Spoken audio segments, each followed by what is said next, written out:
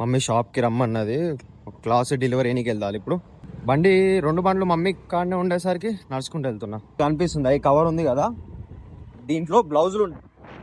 అయితే ఏమైంది, నీ మమ్మీ అకౌంట్లో కొన్ని రీల్స్ చేసి పెట్టినా అన్నట్టు.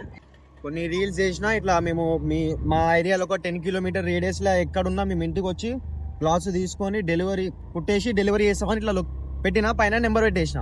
అయితే ఆ ఆంటీ ఆ రీల్స్ సేవ్ వేసి పెట్టుకుంది, రీల్స్ సేవ్ వేసుకొని పెట్టుకొని ఇప్పుడు మా మమ్మీ కాల్ చేసింది. ఇటు బోడుపల్లికి వచ్చిన చిన్న డెలివరీ, వేరే వాళ్ళకి డెలివరీ ఇచ్చేది కదా. ఇప్పుడు వీళ్ళవి కూడా తీసుకున్నా, ఇప్పుడు వీళ్ళవి కూడా కుట్టేసి వాళ్ళకి మళ్ళీ డెలివరీ చేసి ఇచ్చేస్తా. నడుస్తుంది ఏం కాదు. ఇన్స్టాగ్రామ్లో ఎన్ని సంవత్సరాలకి వెళ్ళి రీల్ చేస్తే సరే ఒకటి మంచి పని జరిగిందండి, కొంచెం గిరాకీ పెరుగుతుంది ఇప్పుడు మళ్ళీ. సో కస్టమర్ వచ్చేసి మనకి ఏమి ఇచ్చిల్లంటే, ఒకటి సైజ్ బ్లౌజు, 2 స్టిచ్చింగ్ చేసేందుకు బ్లౌజులు. టైం ఇప్పుడు లిటరలీ 4 o'clock అవుతుంది. పొద్దుగా లేచినప్పటికీ ఇక సండే మళ్ళీ బిజీ షాప్కి వస్తున్నా, బట్టలు డెలివరీ చేస్తున్నా. ఇప్పుడే మధ్యలో వస్తే ఒక కస్టమర్ది బట్టలు పికప్ చేసుకున్నా.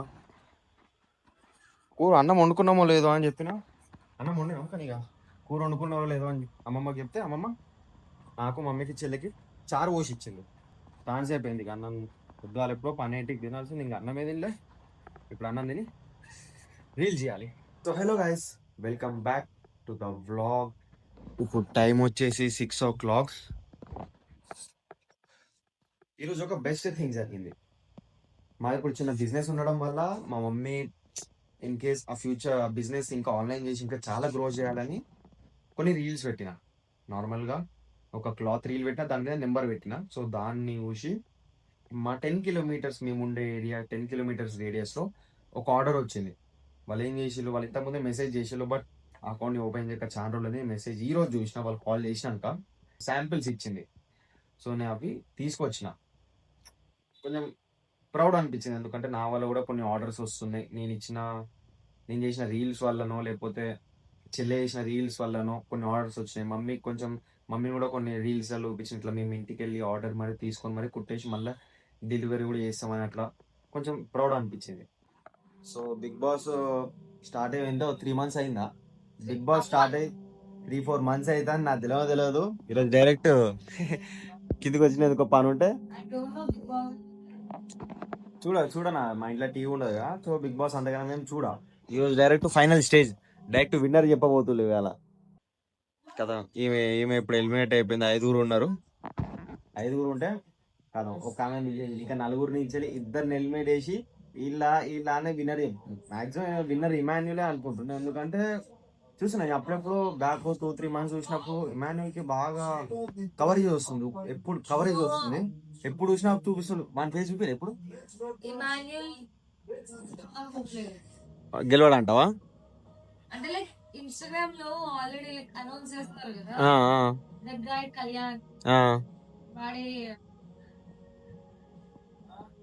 నేనైతే ఇమాన్యుల్ గెలుస్తాడని అనుకుంటానా. ఇంకొకటి తీసేసేదా, ఇమాన్యుల్ ఎలిమినేట్ అయిపోయాడు. నేను అసలు ఎక్స్పెక్ట్ చేయలేదు, లాస్ట్ టాప్ 2లో ఉంటాడేమో అని అనుకున్నా. బట్ రోబోడాగ్ వచ్చింది. రోబోడాగ్ వచ్చి నమస్తే అటు తిరిగి నమస్తే బాయ్ పెట్టింది. హాటా అట్లా అన్న, అంటే రెండు ఇట్లా చేతులు తీసుకొస్తే నమస్తే అనుకున్నది, నమస్తే అన్నది వెళ్ళిపోయింది కాదు. Emmanuel out. టైం 12:20 అవుతుంది. ఇప్పుడే రీల్ షూట్ చేసిన, ఎడిట్ చేసి పోస్ట్ చేస్తా. దెన్ ఈ వ్లాగ్ కూడా ఎడిట్ చేసి పోస్ట్ చేస్తా. చివరికి ఆ బిగ్ బాస్లో అయితే ఎవరు గెలిచిల్లు అమ్ములు ఆయన పేరేంది, మా ఆర్మీ తను ఆర్మీలో ఉన్నాడు. అమ్ములు పేరేందే, పవన్ కళ్యాణ్ పవన్ కళ్యాణ్ ఆయన పేరు పవనా? ఓకే. చివరికి బిగ్ బాస్ గెలిచిన కంటెస్టెంట్ పేరు పవన్ కళ్యాణ్. తను ఆర్మీలో ఉన్నాడంట.